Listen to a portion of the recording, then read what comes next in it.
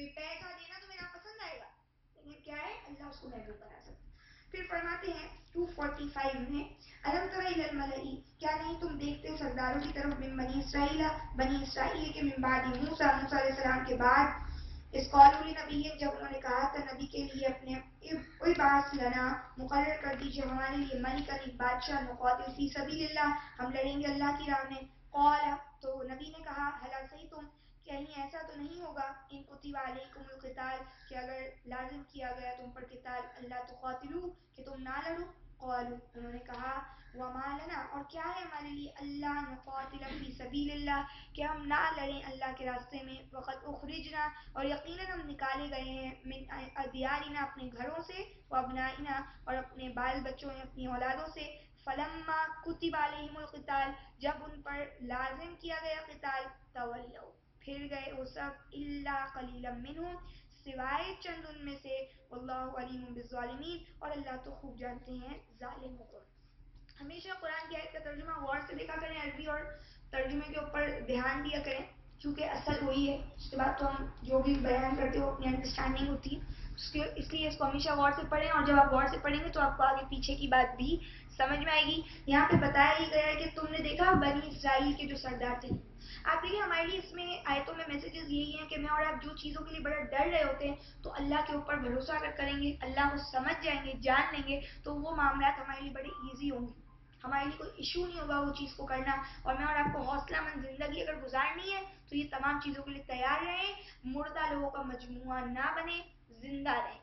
اور وہ زندگی اللہ کے، ظاہر ہے جب اللہ تعالیٰ کی کتاب ہم پڑھتے ہیں تو اس سے ہمیں زندگی ملتی ہے.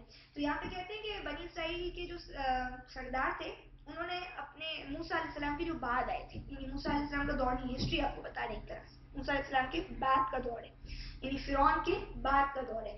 کہہ رہے ہیں انہوں نے تھی بنی اسرائیل جو چل رہی تھی، لہٰذا جو بنی اسرائیل ہم نے پڑھی وہ موسیٰ علیہ السلام کے بھی دور میں تھی اور وہ بعد بھی تھی. ان کے پاس پھر حضرت عیسیٰ آتے اور وہ تصدیق کریں، بنی اسرائیل کی طرف وہ احکامات لے کے جا رہے ہیں، یعنی آپ کو ایک ہسٹری اللہ تعالیٰ بتا رہے ہیں اکارڈنگ ٹو دا قرآن. تو کہتے ہیں کہ جب ان کو نبی نے کہا کہ ہمارے لیے، انہوں نے اپنے نبی کو بولا ہمارے لیے مقرر کر دیجیے کوئی بادشاہ، اب ہم اللہ کے راستے میں لڑیں گے. یعنی اللہ نے فرمایا، پہلے وہ مر گئے تھے نا، اللہ نے ان کو زندگی دی، تو اب انہوں نے بولا اچھا ہمارے لیے مقرر کرے سردار، ہم لڑیں گے اللہ کے راستے میں.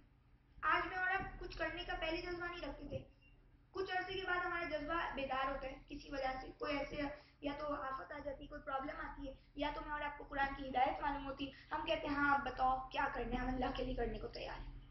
صحیح ہے نا؟ تو انسان کو اپنی آنکھیں جلدی کھول لینی ہے. کہتے ہیں کہ انہوں نے کہا تو کیا ایسا ہو جائے اگر کہ تم پر قتال فرض کیا جائے تو تم پیچھے پھر ہٹ جاؤ گے، یعنی ابھی تو تم کہہ رہے ہو اللہ کا کام کیا ہے میں کروں گا، جب اللہ کام ڈالیں گے تو تم کرو گے نہیں.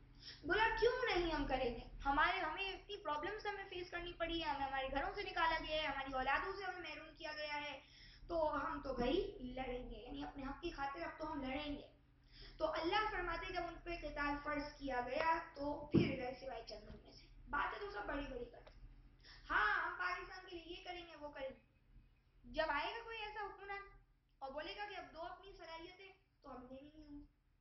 اچھا یہاں پہ آپ دیکھیں کہ وہ نبی ساتھ ہے تو یہ فی سبیل اللہ قتال ہو رہی ہے، یہ عام کوئی زمین کی لڑائی نہیں ہو رہی، یعنی وہ چاہ رہے ہیں کہ ہمیں نکالا گیا ہے تو اب ہم اسلام اور ایمان کے اوپر مضبوطی ہمیں ملے گی، اسلامک اسٹیٹ ہوگا ہمارے پاس، تو یہ بات آ رہی ہے.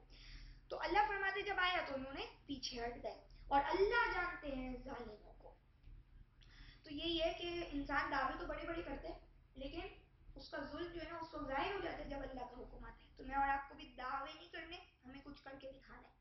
آیت نمبر 247 وقال لهم نبیہم، اور کہا ان کے لیے ان کے نبی نے، ان اللہ قد بعث لکم طالوت ملکا، بے شک اللہ نے مقرر کیا تمہارے لیے طالوت کو بادشاہ. اور انہوں نے کہا انا یکون لہ الملک، کہاں ہو سکتی ہے اس کے لیے بادشاہت، علینا ہم پر، ونحن احق بالملک، اور ہم زیادہ حقدار ہیں اس طالوت سے، ولم یؤت سعۃ من المال، اور نہیں دی گئی اسے وسعت مال کی.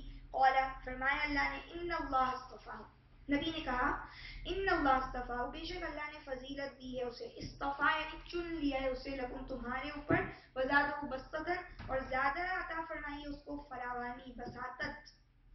فی العلم علم میں، والجسم اور جسمانی طاقت میں، واللہ یؤتی ملکہ اور اللہ عطا کرتے ہیں اپنی ملک من یشاء جسے چاہتے ہیں، واللہ واسع علیم اور اللہ تو وسعت والے جاننے والے ہیں۔ یہ جو رکوع ہے اس سے مجھے اور آپ کو بہت ساری نصیحتیں ملتی ہیں، انتہائی حکمت کی باتیں، حکیمانہ باتیں آپ کو اس رکوع سے ملیں گی اگر آپ اس کو آرام سے بعد میں بھی پڑھیں اور اس کے اندر سے اپنی آپ کی ہماری اپنی لائف ہم دیکھ سکتے ہیں۔ کہتے ہیں کہ نبی موجود ہے اور یہ نبی کو کہہ رہے ہیں کہ ہمارے لیے ایک بادشاہ، ایک لیڈر بنا دے، صحیح ہے؟ اچھا کیوں لیڈر کس چیز کا بنے گا؟ سمجھ لیں آرمی کے لیے وہ بنے گا۔ اچھا کیا نبی کہہ رہے ہیں اللہ نے تمہارے لیے طالوت کو مقرر کیا، اب نبی موجود ہے تو وہ جو لیڈر سلیکٹ ہو رہے ہیں وہ بھی اللہ ہی کی مرضی سے ہو رہے ہیں، یعنی وہ بالکل ڈیزرو کرتا ہے اس سیٹ کو اور اللہ اس کو لیڈر بنائے۔ یہ آزمائش دیکھیں ہماری کتنی ہوتی ہے۔ جب اللہ نے اس کو لیڈر بول دیا، ڈکلیئر کر دیا کرا نبی نے کہ یہ لیڈر تمہارے لیے کون ہے؟ بھائی طالوت ہے، تو کہنے لگے طالوت کہاں سے ہمارا لیڈر بن گیا؟ ہم زیادہ حقدار ہیں لیڈرشپ کے، اس کے پاس تو پیسہ نہیں ہے۔ یہی سوچ، سطحی سوچ جو آج ہمارے لوگوں کے بھی دماغ میں، یہی سوچ تھی بنی اسرائیل کی، بات ان کی یہودی عیسائی کی، کیا نبی کو کیوں بنا دیا؟ محمد کو کیوں نبی بنا دیا؟ اسماعیل کی اولاد سے کیوں نبی پیدا ہو گیا؟ صحیح ہے؟ پہلے تو کہتے تھے نبی ہے ہمارے پاس، رسول ہے ہمارے اوپر، ہم فتح یاب ہو جائیں گے۔ ان کو پتہ ہے نا جب نبی آتے رسول آتے تو فتح ہوتی ہے، لیکن جب اللہ رسول مقرر کرتے، نبی مقرر کرتے، پھر ہمیں نہیں چاہیے تھا۔ کیوں؟ اس کا مطلب یہ ہماری نیت پہلے سے ہی اچھی نہیں تھی، ہم خود کوئی سیٹ چاہتے تھے، کوئی پوزیشن چاہتے تھے، اور اللہ فرماتے اللہ دیتے ہیں اپنا فضل جس کے اوپر چاہتے ہیں۔ یہ بات لوگوں کو نہیں سمجھ میں آتی۔ قارون کا خزانہ دیکھ کر لوگ بڑے امپریس ہو رہے تھے، قارون کی شان و شوکت دیکھ کر لوگ بڑے امپریس ہو رہے تھے۔ جو علم والے لوگ تھے انہوں نے کہا اللہ دیتے ہیں جس کو چاہتے ہیں، تم سمجھ نہیں رہے ہو؟ یہ ایمان اور عمل صالح پہ اگر تمہیں ملے تو یہ اچھی بات ہوگی، ایمان اور عمل صالح کے بغیر جو چیزیں ملتی ہیں اس کی کوئی حیثیت نہیں ہے۔ اور پھر کیا ہوا؟ ایٹ لاسٹ قارون دس جاتا ہے۔ یہاں پہ ان کی بھی وہی ستی سوچ، پیسہ نہیں ہے، اللہ نے دیکھیں کس چیز کو پرائر کر دیا، اللہ نے کس چیز کو لیڈرشپ کے لیے کیا چیز کو کوالیفائی کر دیا؟ دو پوائنٹس، علم اور جسم، نالج اور طاقت۔ اگر لیڈر ہی بیچارے کمزور سا ہوگا تو کیا ہوگا؟ اور خاص طور پہ وہ لڑائیاں جو تلواروں کی لڑی جاتی تھی، آج بھی اگر ہمارے یہاں ایک تو نالج ہی نہیں ہے تو وہ چلا نہیں سکتا، لیڈرشپ نہیں ہوگی اس کے پاس، صحیح لیڈ نہیں کر سکتا، اور دوسری صورت میں یہ کہ اس کے پاس طاقت نہیں ہے، طاقتور بھی تو ہونا چاہیے، انرجیٹک ہونا چاہیے بندے کو اس معاملے میں۔ تو کہا کہ علم اور جسم، آج میں اور آپ بھی اس کے اوپر سلیکشن کیا کریں۔ آپ دوسرے معاملات میں بھی دیکھیں گے، شادی نکاح سے متعلق بھی آپ دیکھیں کہ حضرت موسیٰ جو ہے ان کو وہ جو ان کی بیٹیاں آتی ہیں اور اس کے بعد وہ کیا کہتی ہیں کہ اس کے پاس طاقت ہے تو وہی تو یہ ہمارا کام کر سکے گا نا، اور امانت دار ہے۔ حضرت یوسف کی اگر آپ بات لیں، انی حفیظ علیم، مجھے نالج ہے اس سیٹ کی اور مجھے کیا ہے میں حفاظت بھی کرنے والا، یہ کرائٹیریا ہونا چاہیے۔ اللہ کوالٹی پہ جاتے ہیں، مجھے اور آپ کو کوالٹی دے رہے ہیں، اور پھر بھی ہم آج اگر قرآن پڑھنے والوں کا ویژن اگر اتنا ویک ہو، ان کی سوچیں اگر اتنی چھوٹی ہو تو انہوں نے قرآن کیا پڑھا پھر کہ وہ بھی صرف پیسہ دولت کے پیچھے بھاگے۔ اچھا آگے دیکھیے کیا بولا، اللہ نے تو چن لیا ہے تم پر اس کو اور زیادہ دیا اس کو بساطت علم اور جسم، اور اللہ دیتے اپنی ملک جسے چاہتے ہیں، اور اللہ وسعت والے جاننے والے، اللہ کے پاس تو بڑی فراوانی ہے، تو آپ میں اللہ سے تو بحث نہیں کر سکتے معاذ اللہ، اور نہ ہی ہم اللہ کو بتا اور سکھا سکتے، اللہ علیم و حکیم ہے۔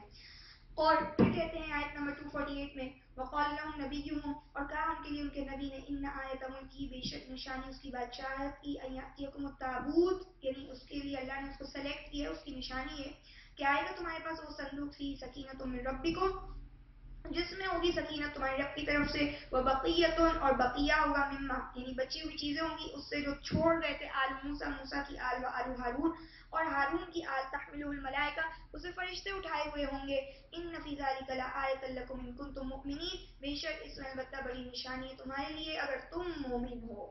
فرماتے ہیں کہ ان کے لیے ان کے نبی نے کہا کہ نشانی اس کی بادشاہت کی ہے، اب ظاہر ہے جب اللہ سلیکٹ کرتے تو اللہ ضرور کوئی نہ کوئی نشانی دیتے، اور یہ مزید آپ آگے بھی قرآن کا انداز دیکھیں گے اور اللہ کے قانون دیکھیں گے کہ اللہ تعالیٰ جب موسیٰ علیہ السلام کو بھی کہہ رہے موضع دے رہے ہیں تو کہہ رہے ہیں مال اپنا سا، تو ایک اس کے لیے سبب بنایا جاتا ہے. جب پیچھے آپ نے گائے کا واقعہ پڑھا تو اس میں بھی کہا مارو اس کا باز مقتول کو، تو پھر وہ زندہ ہو رہا ہے. تو کوئی نہ کوئی ایک چیز ہوتی ہے جو باقاعدہ جس کے ذریعے سے وہ چیز ہو رہی ہوتی ہے، ویسے اس کا سبب کا جڑتا نہیں، لنک نہیں بنتا ہوتا. یہاں پہ بولا کہ اللہ تعالیٰ نے واقعی اس کو سلیکٹ کیا، اس کی نشانی ہے کہ تمہارے پاس تابوت آ جائے گا. تابوت کیا ہے؟